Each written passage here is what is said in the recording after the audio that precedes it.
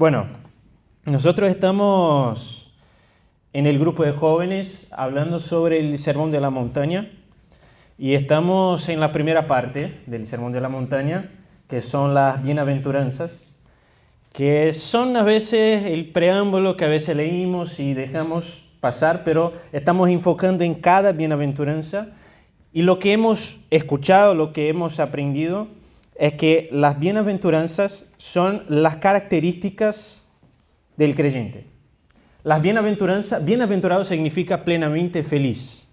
El bienaventurado es aquel que es digno de felicitación por otras personas. Es el tipo de personas que otros quieren ser. Y lo que hemos aprendido es que estas características son de aquellos que pertenecen a Cristo. No son características naturales, no son características que uno puede lograr por sus propios méritos, pero son cosas que suceden cuando una persona es transformada por el Señor. Así que a cada bienaventuranza nosotros vamos a reconociendo que estas bienaventuranzas están conectadas con las anteriores. Jesús no habla las bienaventuranzas en un orden en vano, sino que hay una conexión entre cada bienaventuranza y hoy nosotros estamos en la bienaventuranza número 6, si no me equivoco. Sí. Y entonces lo que hacemos es hacer la lectura de todo el texto desde el versículo 1, Mateo 5, y hoy vamos a terminar en el versículo 8.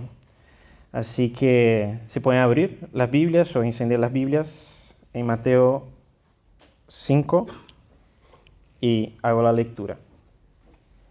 Dice así: viendo la multitud, subió al monte, está hablando de Jesús, y sentándose vinieron a él sus discípulos y abriendo su boca les enseñaba. Y esas son las palabras de Jesús. Bienaventurados los pobres en espíritu, porque de ellos es el reino de los cielos.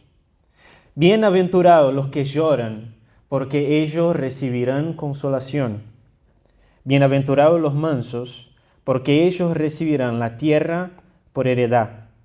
Bienaventurados los que tienen hambre y sed de justicia, porque ellos serán saciados. Bienaventurados los misericordiosos, porque ellos alcanzarán misericordia. Bienaventurados los limpios, los de limpio corazón, porque ellos verán a Dios. Vamos a hacer una oración corta para meditar en ese texto. Gracias, Señor, por la oportunidad y el privilegio que es escuchar tu palabra. Ayúdanos, Señor, a concentrarnos. Como Xavi estuvo orando, ayúdanos, Señor, a que nuestro duro corazón pueda ablandarse, Señor, por medio de tu palabra. Y que podamos comprender la riqueza que encontramos en ese texto y la centralidad de nuestra dependencia y nuestra unión con Cristo. Y la necesidad que tenemos de un Salvador.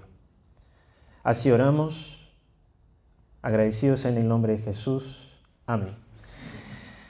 Hace un tiempo, no me acuerdo cuánto tiempo, un año, más de un año, me acuerdo que era un sábado, me estaba preparando para venir al grupo de jóvenes y bueno, creo que Jada vino antes y yo necesitaba hacer mi comida, ¿no? Bueno, toca a veces que uno necesita hacer su propia comida, qué absurdo.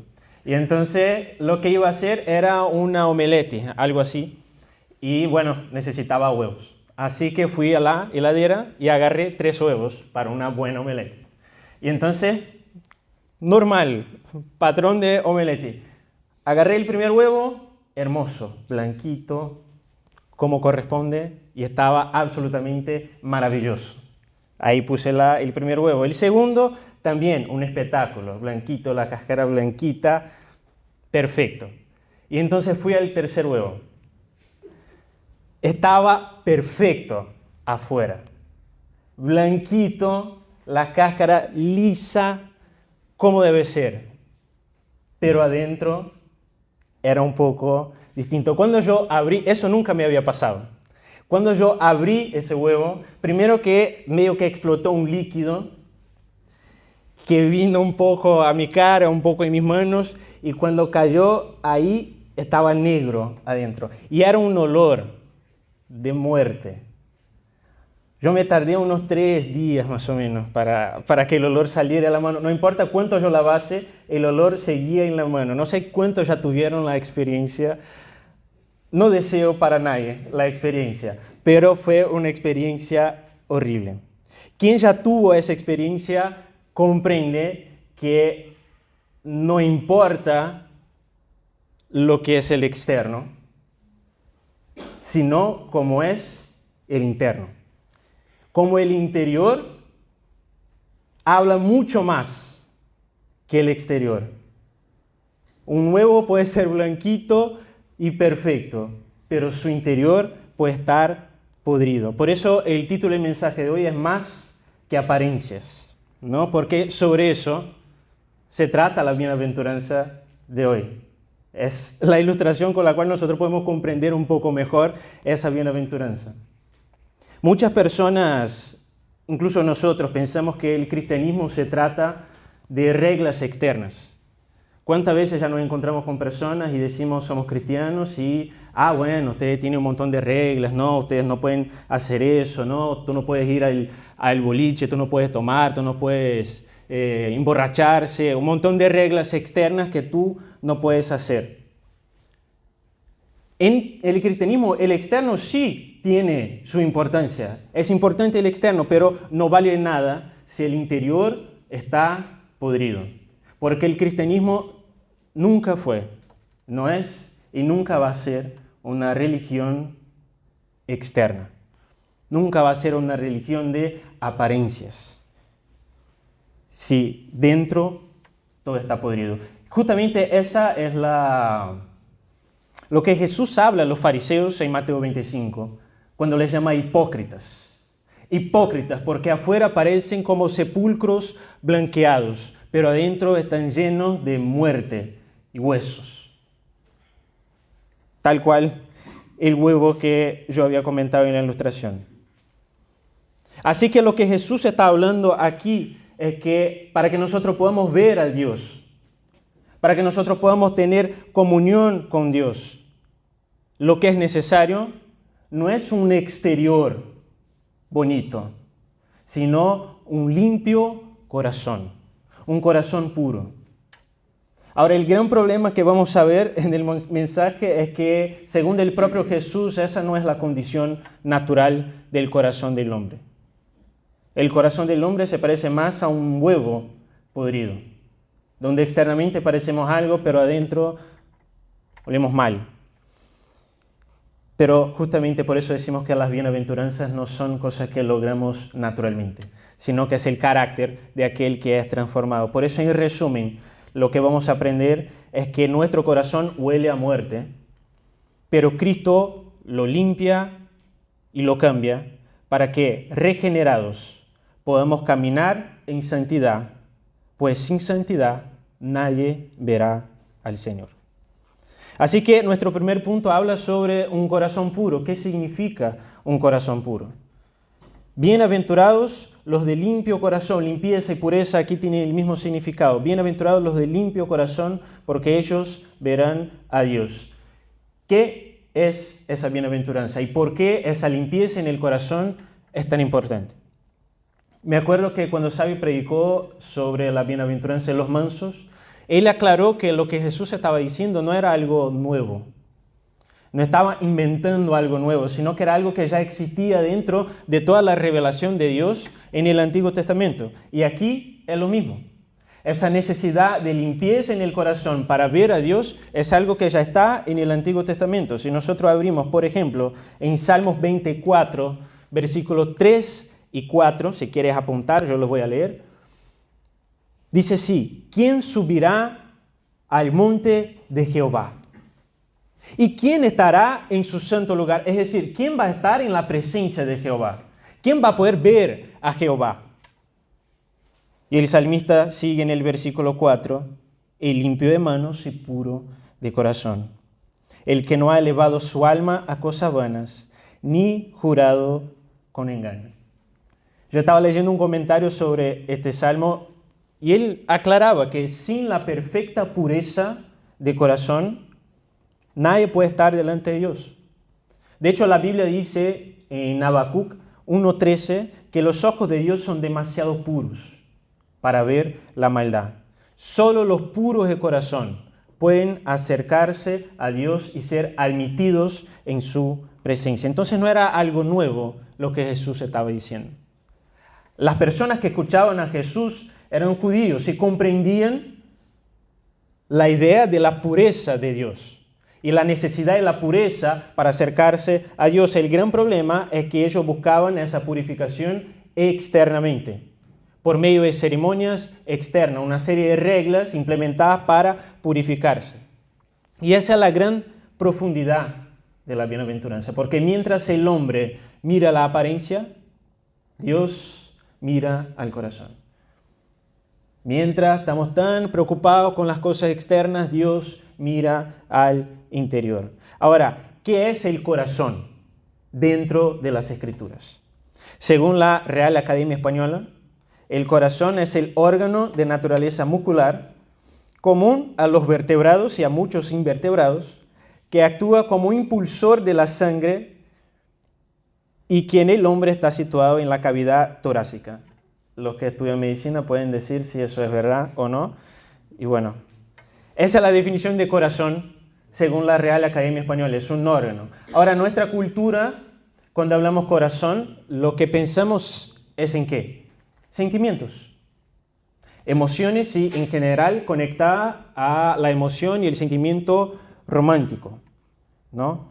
Un corazón roto, un corazón partido, es un corazón que alguien o algo lo partió, ¿no? Yo estaba preguntando a Savisana si alguien iba a reconocer la canción Corazón partido de Alejandro Sanz.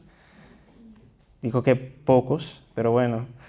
Dentro de esa canción, por ejemplo, él dice, dime, si tú te vas, dime, cariño mío, ¿quién me va a curar el corazón partido? Bueno, ¿quién conoce la canción? A ver. ¿Viste? Bastante gente. Un montón de gente. Bueno, en esa porción de esta canción, en esa porción de la canción, el yo lírico, ¿no? Alejandro Sanz, está sufriendo porque alguien le rompió el corazón.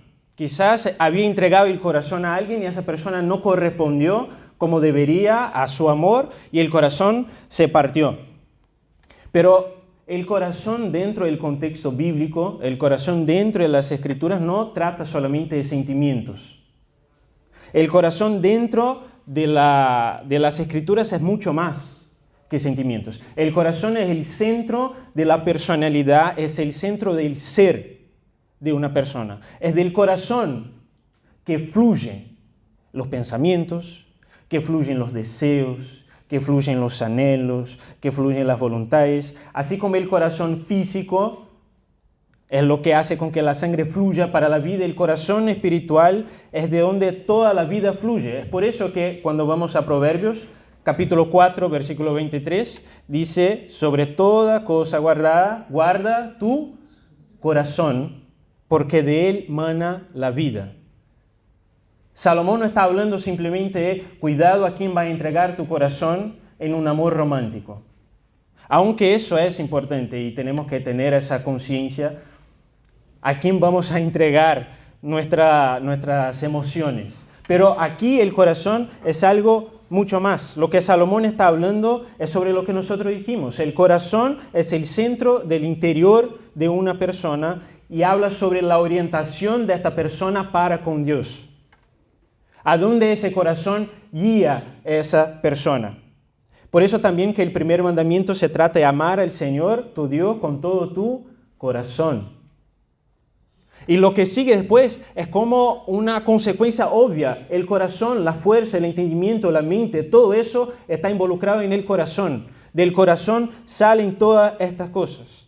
Es el centro interior y lo que Jesús está diciendo es que para ver a Dios, ese centro de donde salen tus pensamientos, tus deseos, tus emociones, debe estar limpio.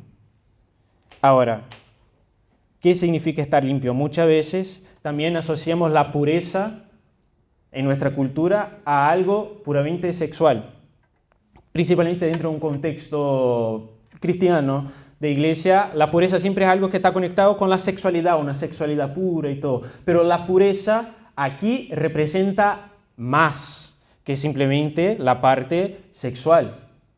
De hecho, hay dos significados para esa palabra limpio que se usa. La primera es la misma palabra que se usa cuando se habla de una ropa sucia que fue lavada. Se usa también para hablar sobre el vino o leche que no fue adulterado, que no tiene mezcla, o el oro puro, que no tiene nada de suciedad dentro de él. Y la otra definición es más directa. El limpio significa algo sin mezcla, sin fusión, algo que no fue adulterado. En otras palabras, es algo que no tiene hipocresía. Es algo único. Es una sola pieza. No es algo en un momento y otra cosa en otra. No es algo que es blanquito afuera, pero podrido adentro. Eso se trata, esa limpieza. Es alguien que no es dividido. Es decir, alguien que es el mismo dentro de la iglesia, alguien que es el mismo fuera de la iglesia. Alguien cuyas las palabras son las mismas acá, pero también son las mismas afuera. Porque el corazón es limpio acá y el corazón es limpio afuera. No es solamente una obediencia externa, el limpio corazón. Es un reflejo, esa obediencia externa va a ser un reflejo de ese corazón limpio. Porque sin un interior limpio, toda la parte que sale externamente no tiene sentido.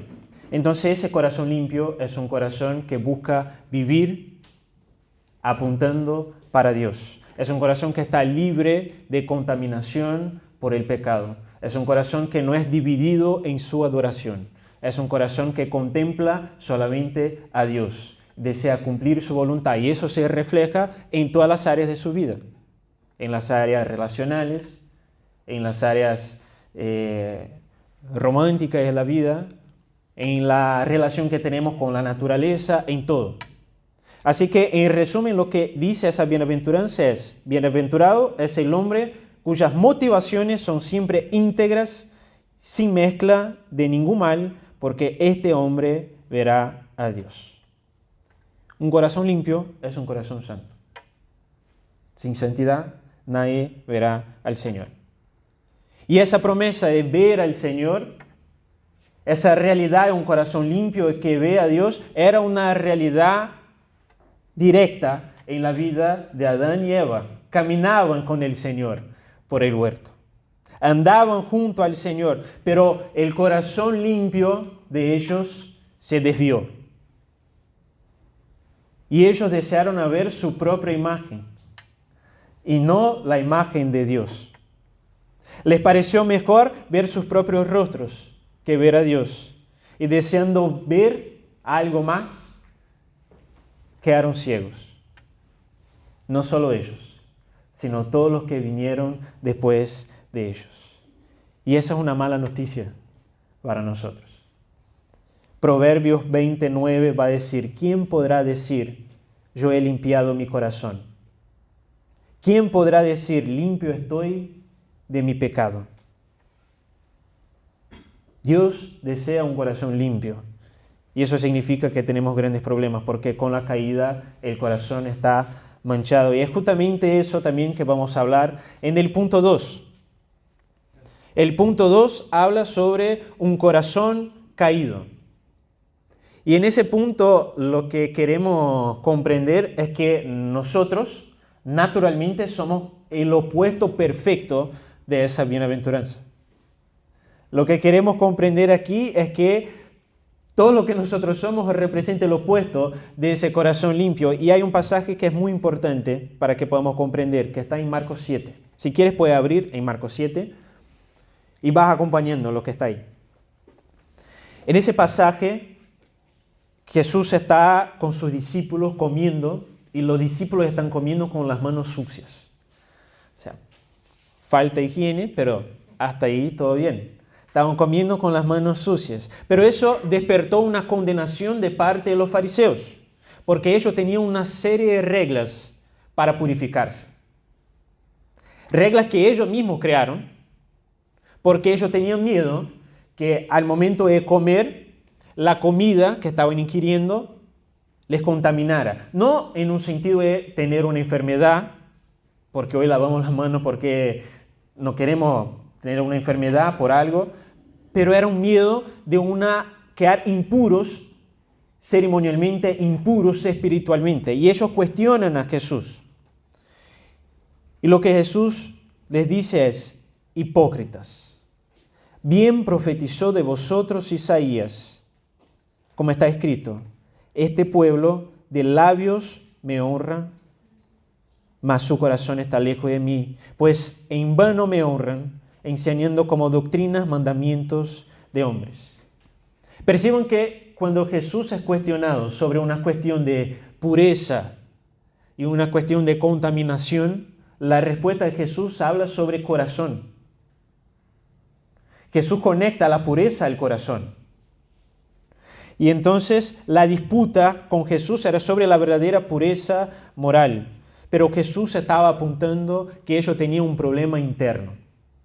Que externamente querían parecer algo, pero interiormente estaban completamente lejos. Y entonces, del versículo 14 al 23, Jesús empieza a hablar cosas que son muy profundas. Y Él dice: ¿no entendéis que todo lo de fuera que entra en el hombre no le puede contaminar? Porque no entra en su corazón, sino en el vientre y sale a la letrina. Bien gráfico, Jesús. Y más adelante Él dice: pero decía que lo que del hombre sale, eso contamina al hombre, porque de dentro del corazón de los hombres salen los malos pensamientos, los adulterios, las fornicaciones, los homicidios, los hurtos, las avaricias, las maldades, el engaño, la lascivia, la envidia, la maledicencia, la soberbia, la insensatez. Todas estas maldades de dentro salen y contaminan al hombre. Ese es el diagnóstico del médico y los médicos al respecto del corazón del hombre. No de los hombres que estaban ahí simplemente, sino que de todo hombre. Esa es la definición de mi corazón. Y esa es la definición de tu corazón. Ese es nuestro corazón. En otra palabra, el manantial de vida que fluye en nuestro interior está contaminado. Y eso significa que en consecuencia del pecado, nuestro corazón se depravó. Y todo lo que sale de él tiene mancha de pecado. Ya no queremos ver a Dios. Ya no queremos buscar a Dios. Eso estamos aprendiendo hoy en el grupo de hombres.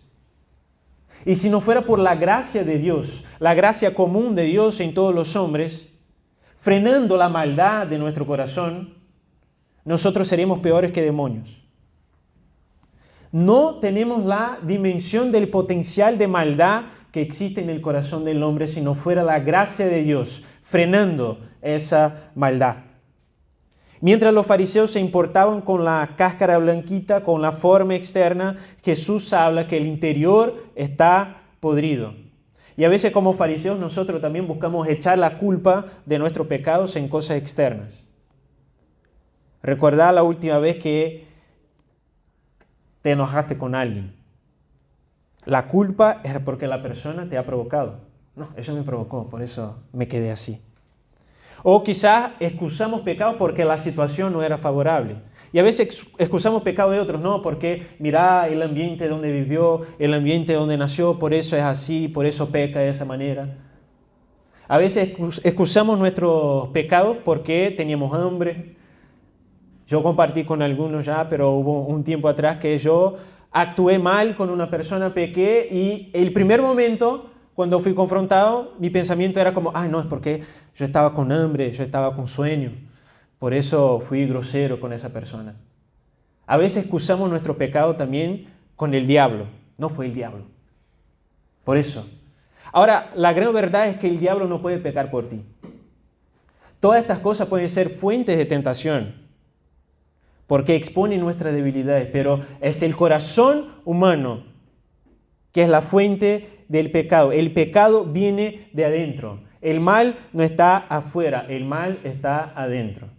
Hay algunas películas de suspenso donde tú ves que el villano está ahí y la persona buena ahí vive en la misma casa y uno piensa, esa persona está durmiendo con el enemigo ahí junto a él. Esa es nuestra realidad. Nosotros dormimos con el enemigo porque el enemigo está en nosotros.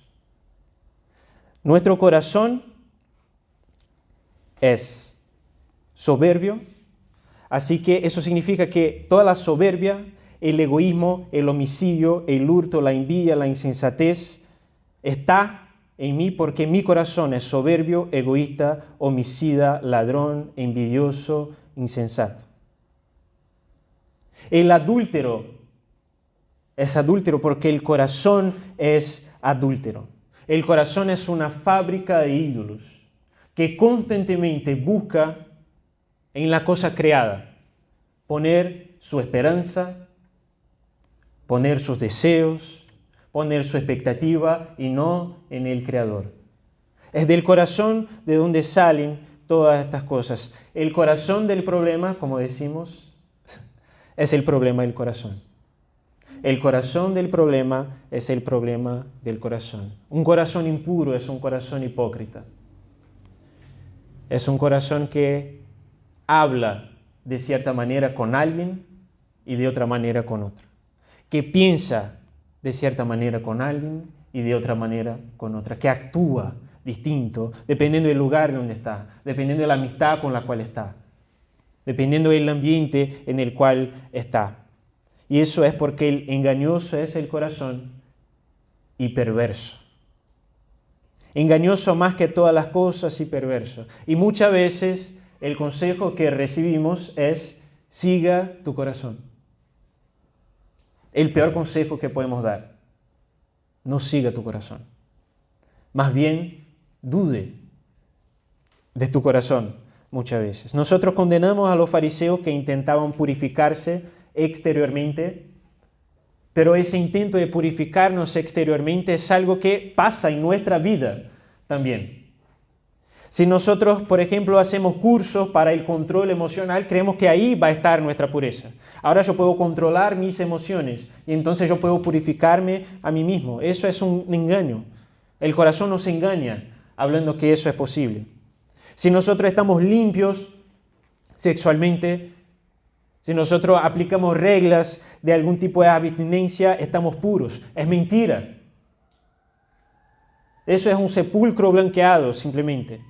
Si nosotros a veces creemos que porque tenemos un intelecto teológico mejor que de otras personas, conocemos más algunas doctrinas que otras personas, tenemos conocimiento, venimos a la iglesia, somos religiosos, eso nos hace puros. Eso no nos hace puros. Nos hace hipócritas, simplemente. Porque aún en estas cosas, naturalmente, nuestro corazón no está haciendo para la gloria de Dios. Con labio honramos, pero el corazón sigue lejos. Jada habla que cuando yo como, yo ensucio todas las cosas cuando estoy comiendo. Eso a veces es verdad, pero principalmente cuando hay salsa que está involucrada. Bueno, creo que todos ensuciamos mucho cuando hay salsa. Y yo me acuerdo una situación donde, pasó, ensucié algo y yo hablé, no, tranquila, yo voy a limpiar. Y empecé a limpiar y mientras limpiaba empeoraba todas las cosas. Cuanto más intentaba limpiar, peor quedaba la situación de la mesa. Y así también es la situación con nuestro corazón. Cuanto más intentamos por nosotros mismos limpiar nuestro corazón, purificar nuestro corazón, peor volvemos todas las cosas. Para terminar ese punto, es importante ver cómo el pecado en nuestro corazón nos ciega de nuestra propia maldad. Hablando sobre esa cuestión de ensuciar cada vez más, hay la historia de David. David comete un adulterio con Betsabé. Está mal. Pero para ocultar el adulterio, lo que David hace es matar el esposo de Betsabé. ¡Qué desastre lo que está haciendo, intentando limpiar la situación! Y entonces el profeta Natán se presenta a él y le cuenta una historia de un hombre rico que tenía muchas ovejas, que vivía al lado de un hombre muy pobre, que tenía solo una oveja, que la trataba como hija, hacía de todo por esa oveja. Y el hombre rico entonces agarra esa oveja del hombre pobre, la mata y la ofrece a otros. Y David, completamente ciego a su propio pecado, condena a ese hombre. Dice que ese hombre merece la muerte, hasta que Natán dijo, tú eres ese hombre. Y entonces David dice, pequé contra Jehová. Y aquí de algún modo vemos que los ojos de David empiezan a abrirse. Luego David, en uno de los salmos más profundos de la Biblia, Salmo 51, cuando habla sobre ese adulterio, en el versículo 10, él dice, crea en mí, oh Dios, un corazón limpio, y renueva un espíritu recto dentro de mí. David clama por un corazón limpio, porque él sabe que sin un corazón limpio, él no puede estar delante de Dios. ¿Ya te pusiste a pensar por qué esa bienaventuranza es la sexta y no la primera? Si la pureza del corazón, si ver a Dios es algo tan importante, ¿por qué esa no es la primera bienaventuranza? Y la verdad es que el camino para llegar a ese corazón limpio pasa por reconocer la impureza del propio corazón. El camino para el corazón limpio pasa por reconocer la insuficiencia de nuestras propias obras y ser pobre en espíritu. El camino, así como David, para ver la maldad del corazón es encontrarse con la propia maldad y llorar delante de ella. Bienaventurados los que lloran. Nosotros no necesitamos de más obras. Nosotros no necesitamos de más libros. Nosotros no necesitamos de más purificaciones externas. Así como en la cuarta bienaventuranza, nosotros necesitamos de una justicia que viene de otro. Aquí nosotros necesitamos de una pureza que viene de otro lugar, no en nosotros mismos. Necesitamos que Dios cree en nosotros un corazón limpio. Ahora, ¿dónde nosotros podríamos encontrar eso? Y ese es nuestro tercer punto, que habla sobre un corazón regenerado. Y es imposible hablar sobre pureza, sobre encontrar pureza dentro de un contexto bíblico, sin hablar sobre uno de los libros más hermosos que están en la Escritura, pero más negligenciado por nosotros, que es el libro de Levítico. El libro de Levítico habla esencialmente sobre pureza. El libro de Levítico habla sobre un Dios puro y santo que se revela a un pueblo pecador escogido por gracia para mostrarse como santo y puro. Y el libro de Levítico muestra el nivel de santidad del Señor delante de ese pueblo. Y dentro de todas las prescripciones que a veces nos dejan como fastidiados de estar leyendo, dentro de los mandamientos de pureza que encontramos dentro de Levíticos, nosotros encontramos una figura muy importante, que es la figura del sumo sacerdote. El sumo sacerdote fue establecido dentro de la ley de Dios para ser un representante del pueblo ante Dios. Y la labor del sumo sacerdote era purificar la culpa y restaurar una relación rota a causa de la maldad del pueblo. Y lo hacía principalmente en un día específico, que era el día de la expiación. Ahora, ¿cómo este hombre podría purificar al pueblo? Lo hacía por medio de sacrificios, que el propio Dios implementó. Este hombre necesitaba sacrificar un animal puro y perfecto. Y la sangre de este animal, que contenía la vida del animal, era como una sustitución por la vida de aquellas personas. Esa sangre de alguna manera purificaba, porque en la sangre está en la vida. El gran problema es que el mismo sumo sacerdote era pecador. Y entonces el sumo sacerdote, antes de presentarse ante Dios para purificar al pueblo, él mismo necesitaba purificarse a sí mismo.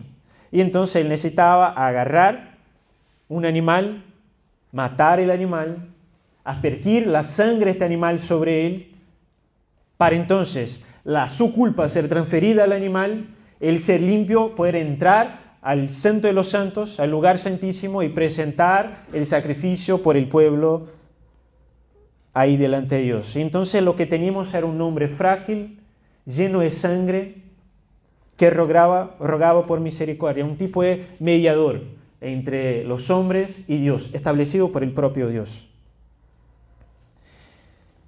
Y esa es la belleza del libro de Levíticos, porque apunta a Cristo. Porque el Nuevo Testamento va a decir que todas estas cosas eran sombras. Era como un anticipo de algo que era el verdadero que estaba por llegar. Porque la sangre de animales no puede purificar pecados, dice el autor de Hebreos. Levítico apunta a Cristo, que vino como el último y verdadero sumo sacerdote. No como alguien que necesitaba purificarse a sí mismo, porque Él era puro en sí mismo.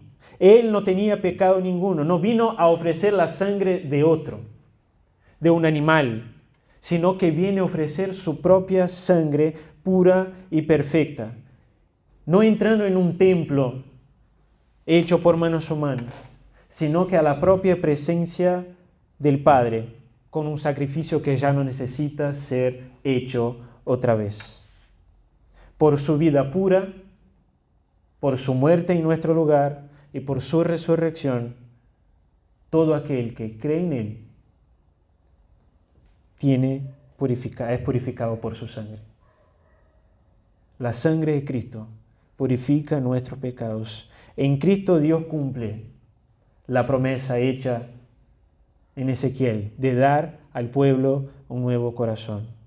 Mira lo que dice en Ezequiel 36, 25 y 27. Dice, esparciré, Dios hablando, yo esparciré, no ustedes van a esparcir agua limpia sobre ustedes, y ustedes quedarán limpios de todas sus impurezas, pues yo los limpiaré de todos sus ídolos. Yo les daré un corazón nuevo y pondré en ustedes un espíritu nuevo.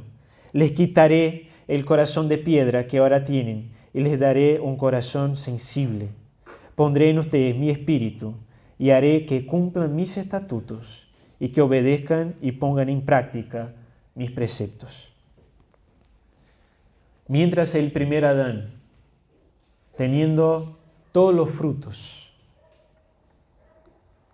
come el fruto del árbol del conocimiento del bien y del mal, el segundo Adán, en la tentación en el desierto, sin nada para comer, se rehúsa en transformar piedra en pan. Es totalmente lo opuesto del primer Adán, porque su corazón deseaba hacer la voluntad del Padre. Su corazón estaba completamente limpio. En el punto 1 nosotros nos cuestionamos junto con el salmista, ¿quién subirá al monte de Jehová? ¿Quién estará en su lugar santo? Y el Salmo 2, que es un salmo mesiánico, en el versículo 6 dice así, Dios hablando, yo he puesto mi rey sobre Sión, mi santo monte. Cristo es aquel que sube al monte de Jehová, es aquel que entra en el lugar santo. Y por medio de su vida, por medio de su sacrificio, cuando creemos en Él, somos unidos a Él y estamos también en la presencia de Dios. Otra vez, el Evangelio es el mensaje central de la bienaventuranza. Sin Cristo, el mejor intento de parecer puro afuera es pura hipocresía y no pasa de un huevo podrido, como les comenté al inicio. Si nosotros hemos vivido en la iglesia o hemos vivido nuestra vida buscando pureza por medio de ritos externos, Cristo nos llama al arrepentimiento. ¿Cómo va tu corazón?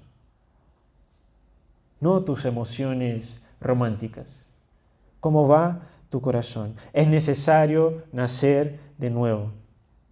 Arrepentirnos de nuestros intentos de purificarnos a nosotros mismos, porque nada puede purificarnos a nosotros mismos. Ser un buen hijo no nos purifica. Ser un buen padre no nos purifica. Tener buenas notas no nos purifica. Aprobar en los parciales no nos purifica. Estar en la abstinencia no nos purifica. Solamente Cristo, el mediador, el sumo sacerdote y el sacrificio puede purificarnos. Él es el resplandor de la gloria de Dios y la imagen misma de su ser. Es en el propio Jesús que nosotros comenzamos a ver la promesa de esa bienaventuranza se cumpliendo. Solamente en Él nosotros podemos ver a Dios resplandeciendo en Él mismo. Y esa obra que Él hace en nosotros produce frutos. Produce frutos de una nueva vida. Una consecuencia de todo eso es una nueva vida que empezamos a vivir. Y esa es la definición de nuestro último punto. Una nueva vida a la luz de la promesa. Porque la promesa es, ellos verán a Dios. Entonces, pensando en todo lo que hemos dicho, Cristo nos justifica, el Espíritu Santo aplica su obra, cambia nuestro interior y así comienza el verdadero proceso de santificación. Desde el comienzo yo mostré cómo esa bienaventuranza es coherente con Hebreos 12:14, donde el autor dice, seguid la paz con todos y la santidad, sin la cual, santidad, nadie verá al Señor.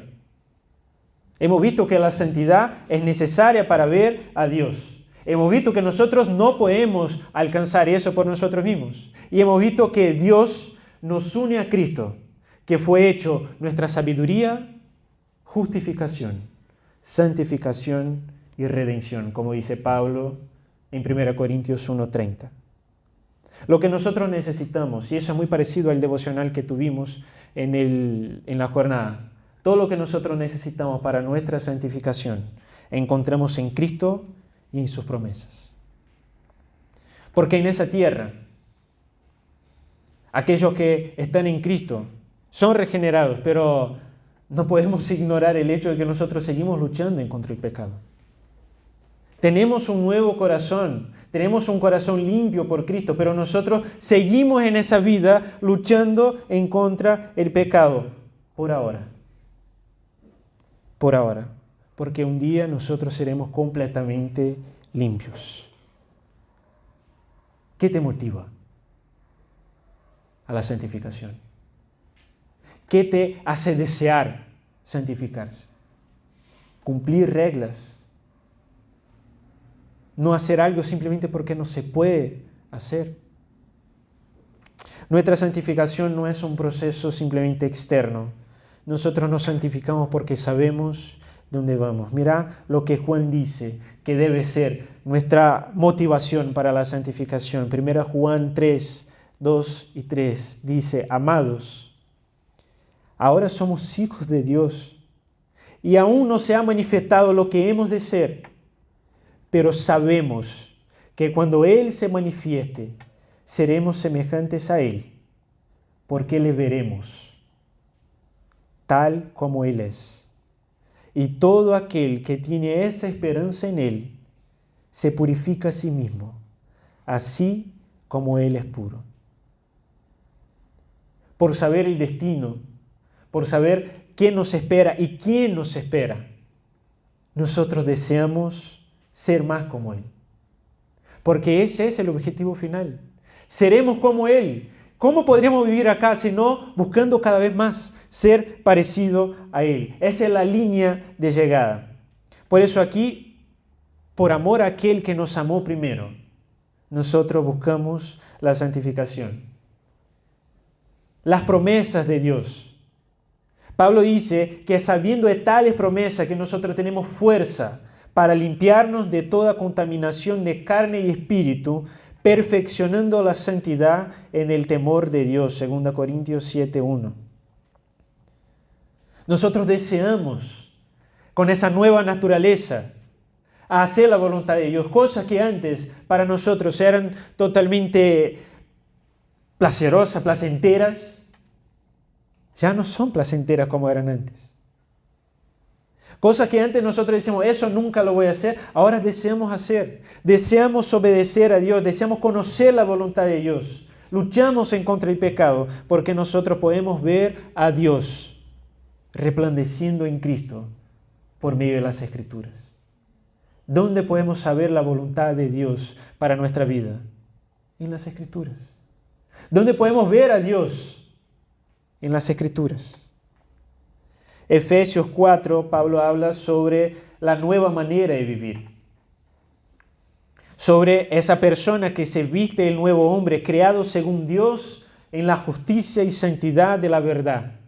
Y él dice que esa persona desecha la mentira y habla la verdad cada uno con su prójimo. ¿Por qué? Porque quiere una apariencia de ser una persona que habla la verdad. El motivo cambia. Pablo dice que es porque nosotros somos miembros los unos de los otros. Cristo es el centro por el cual nosotros debemos dejar de hablar la mentira y empezar a hablar la verdad. En esa nueva vida nosotros buscamos no dar lugar al diablo por medio de nuestra ira, va a decir Pablo en Efesios 4. Tratamos de solucionar nuestros problemas, no dejar que el sol se ponga bajo nuestro enojo. El que hurtaba no hurta más. Y es muy interesante porque en la nueva vida no simplemente dejamos de hacer cosas que hacíamos, sino que empezamos a hacer cosas nuevas. El que dejaba de hurtar no hurte más, sino trabaje. ¿Para qué? ¿Para sentirse superior a otras personas? No. Pablo va a decir que para que pueda compartir con aquellos que padecen necesidad. La misericordia, que hablamos en la última bienaventuranza. Pablo va a decir también: ninguna palabra corrompida, mala palabra, ofensiva, salga de vuestra boca, pero no es para quedar callados simplemente, sino decir palabras buenas para la edificación. ¿Para que los otros me vean como bueno? No. Es porque mi corazón desea compartir gracia a las personas. Pasamos a tener un corazón íntegro. Un corazón que no debe ser una cosa acá y otra cosa en otro lugar. Esas cosas que Pablo dice de aquellos que se revisten de la nueva vida, enfocados y mirando a Cristo en la promesa de que Él vendrá, es algo que nosotros actuamos aquí, en la universidad, en nuestra casa, en el supermercado, en cualquier lado que estamos. Hay una frase famosa del libro de Alicia en el País de las Maravillas, del gato. Yo creo que es una frase del gato, no sé, puede ser. Hay algunas frases que hay tanta gente, por ahí fue San Agustín que dijo también. Para quien no sabe a dónde va, cualquier camino le sirve, algo así, ¿verdad? Para quien no sabe dónde va, cualquier camino le sirve. Y esa es la gran diferencia de esa bienaventuranza. Nosotros sabemos a dónde vamos. Nosotros vamos a ver a Dios. Porque ahora vemos por espejo, como dice Pablo. En el contexto era como un espejo de bronce, no se podía ver, se veía oscuramente. Mas entonces veremos cara a cara. Ahora conocemos en parte, pero entonces conoceré como fui conocido. Dios nos conoce perfectamente. Y un día lo conoceremos, cara a cara. Lo veremos como Él es. Y eso cambia nuestra vida. Tenemos un encuentro con Dios en el futuro. Y no es un encuentro que estamos con miedo de ese encuentro, sino que anhelamos estar ahí. Cristo volverá. Hay esperanza que no muere en esa vida. Y esa es la mejor de todas las promesas. Es la promesa de estar en la presencia de Dios. Por eso Apocalipsis 22 dice así, y quiero que pueda pensar en eso. Dice: después me mostró un río limpio de agua de vida, resplandeciente como cristal, que salía del trono de Dios y del Cordero. En medio de la calle de la ciudad, y a uno y otro lado del río, estaba el árbol de la vida, que estaba ahí en Edén, que produce 12 frutos, dando cada mes su fruto, y las hojas del árbol eran para la sanidad de las naciones. Y no habrá más maldición, y el trono de Dios y del Cordero estará en ella, y sus siervos le servirán. y verán su rostro, y su nombre estará en sus frentes. No habrá allí más noche, y no tiene necesidad de luz de lámpara ni de luz del sol, porque Dios, el Señor, los iluminará, y reinarán por los siglos de los siglos. Tenemos personas queridas que ya se fueron en Cristo y ya están en la presencia del Señor. Personas que amamos, pero un día será nuestro momento. Un día nosotros vamos a estar en la presencia de aquel que nos salvó. Nosotros vamos a ver a Dios y vamos a ver que ese Dios tiene huecos en las manos, que fue traspasado por nosotros. Dime si saber sobre eso no te da ganas de luchar en contra el pecado.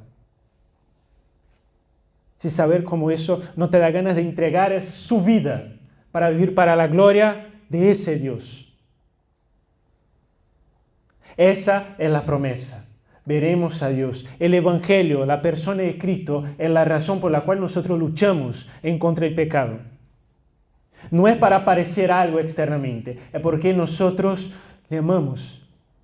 Juan va a decir, Pedro va a decir, ustedes le aman sin haberle visto. No lo vimos en persona, pero un día lo vamos a ver. ¿Qué pecado que te consume? ¿Y qué pecado que has luchado en tu vida que no puede ser combatido a la luz de la presencia de Dios? Tenemos que meditar y pensar en eso.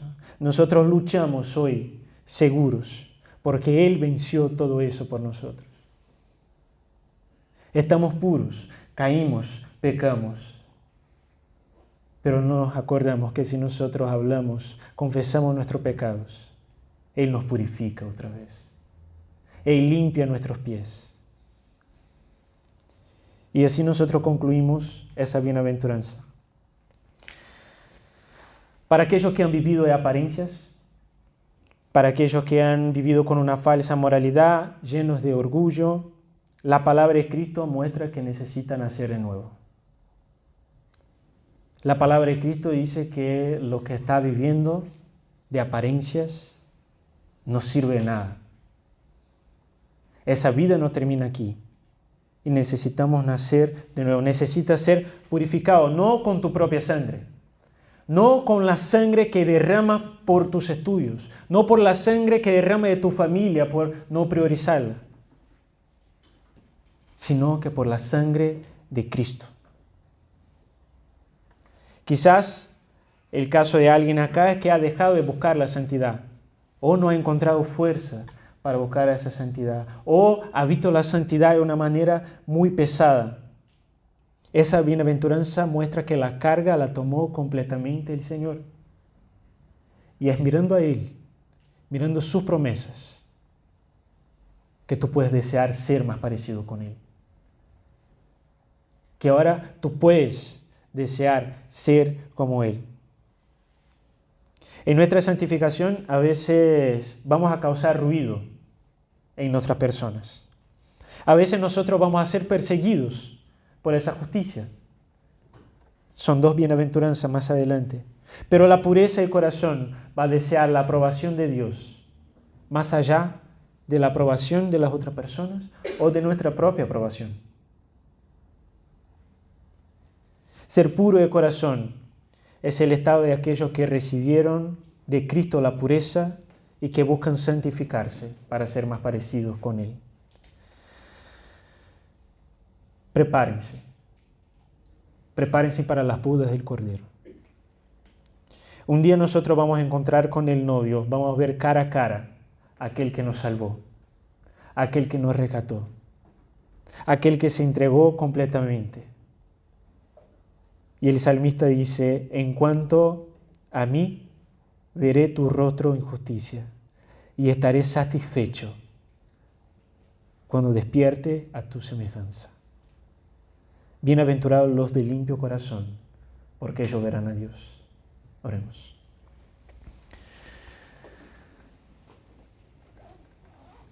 Gracias, Señor, porque tus promesas son verdaderas.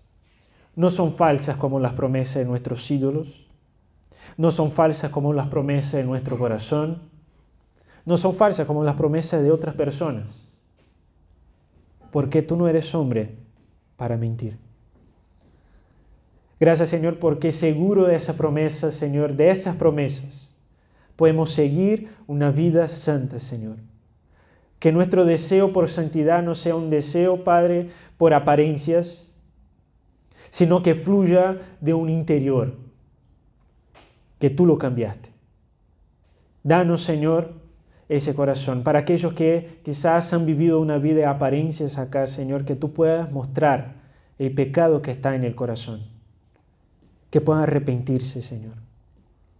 Y encontrar en ti, encontrar en Cristo, el mediador perfecto, el sumo sacerdote y el sacrificio.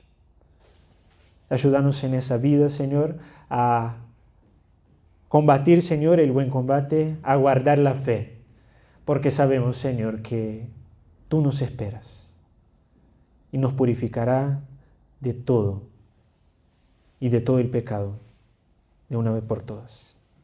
Así oramos agradecidos en el nombre de aquel que se entregó por nosotros, en nombre de Cristo. Amén.